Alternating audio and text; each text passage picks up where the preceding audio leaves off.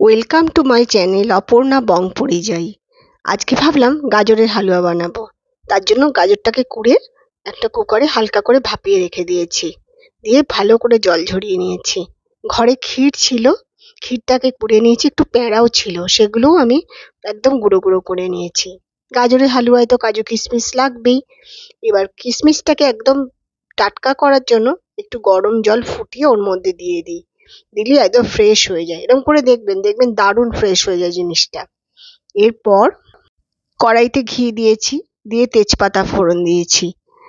তার আগে একটু কাজুটাকেও আমি ঘিয়েতে ফ্রাই করে রেখে দিয়েছি, তাতে একটা টেস্ট ভালো আসে কাজুটার।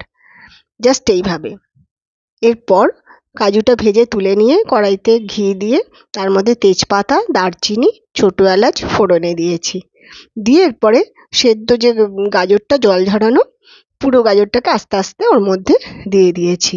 দিয়ে যখন বেশ ভাজা ভাজা হয়ে যাবে, বেশ সেদ্ধ মতন হয়ে যাবে, তখন মিষ্টিটা দেবেন। মিষ্টিটা নিজের স্বাদ মতন দেবেন, সঙ্গে একটুখানি নুন দেবেন। আর যে ক্ষীরটাকে কুড়ে রেখেছি, জাস্ট এইভাবে ক্ষীরগুলো ওর সঙ্গে আস্তে আস্তে মিশিয়ে দেবেন। দিয়ে নাড়তে থাক। আর হ্যাঁ, একটুখানি দুধের মধ্যে জাফরান ভিজিয়ে রাখবেন, ওটাতে একটা এসেন্সটা ভালো আসবে। আর গাজরের হালুয়াটা নামানোর ঠিক আগে একটু খোয়া ক্ষীর এইভাবে জাস্ট দুধের সঙ্গে এরকমভাবে হাতে দিয়ে ভালো করে মিশিয়ে নেবেন।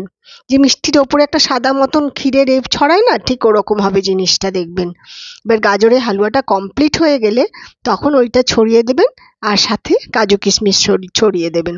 ব্যাস হয়ে গেল গাজরের হালুয়া, বানিয়ে ফেলুন।